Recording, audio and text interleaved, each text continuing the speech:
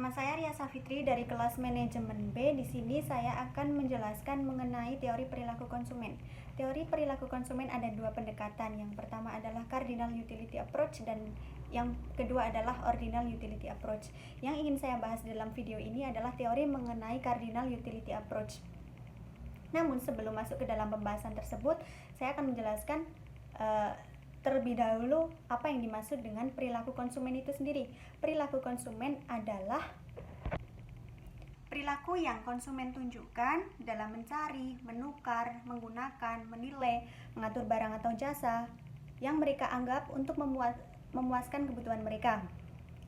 Definisi lainnya adalah bagaimana konsumen mau mengeluarkan sumber dayanya yang terbatas seperti uang, waktu, tenaga untuk mendapatkan barang atau jasa yang diinginkan demi kepuasan mereka.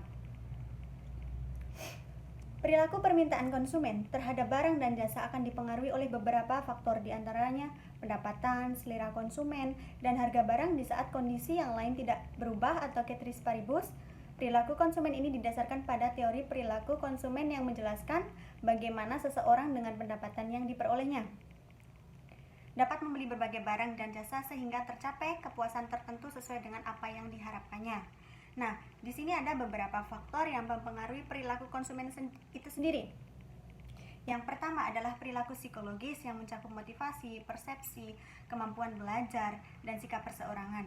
Dan yang kedua adalah perilaku pribadi atau pengaruh pribadi, mencakup gaya hidup, kepribadian, dan status ekonomi. Yang ketiga adalah pengaruh sosial, mencakup keluarga, pendapatan pemimpin atau orang yang pendapatnya diterima oleh orang lain, dan kelompok referensi lainnya seperti teman, rekan kerja, atau rekan seprofesi.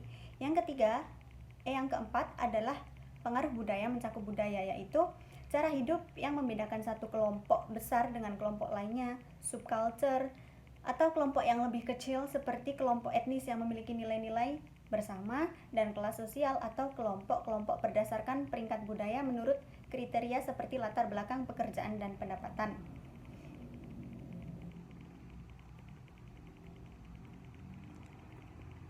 Nah, kemudian itu tadi adalah bahasan mengenai arti dari perilaku konsumen itu sendiri yang dipengaruhi oleh beberapa faktor. Nah, setelah itu saya akan menjelaskan mengenai apa sih pendekatan konsumen kardinal atau Cardinal Utility Approach itu sendiri. Arti dari pendekatan konsumen kardinal adalah daya guna dapat diukur dengan satuan uang atau utilitas, dan tinggi rendahnya nilai atau daya guna tergantung kepada subjek yang menilai.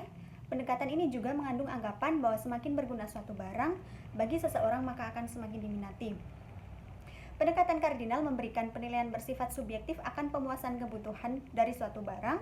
Artinya, tinggi rendahnya suatu barang tergantung sudut pandang subjek yang menilai atau yang memberikan penilaian tersebut, yang biasanya berbeda penilaian dengan orang lain. Pendekatan ini merupakan gabungan dari pendapat para ahli ekonomi aliran subjektif dari Austria seperti Karl Menger, Hendrik Goseng, Yvonne, dan Leon Walras. Menurut pendekatan ini, daya guna dapat diukur dengan satuan uang atau util, dan tinggi rendahnya nilai atau daya guna bergantung kepada subjek yang menilai.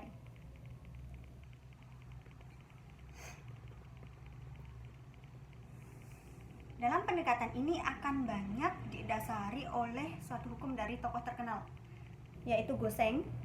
Ya, Goseng ada menyatakan dua hukum, yaitu yang pertama adalah hukum Goseng. Satu yang menyatakan bahwa jika kebutuhan seseorang dipenuhi terus-menerus, maka kepuasannya akan semakin menurun. Yang kedua, hukum Goseng yang kedua adalah yang menyatakan bahwa orang akan memenuhi berbagai kebutuhannya sampai mencapai intensitas yang sama. Intensitas yang sama itu ditunjukkan oleh rasio antar marginal utility dengan harga dari barang yang satu dengan rasio marginal utility dengan harga barang yang lain. Nah, seperti itu kurang lebih mengenai teori.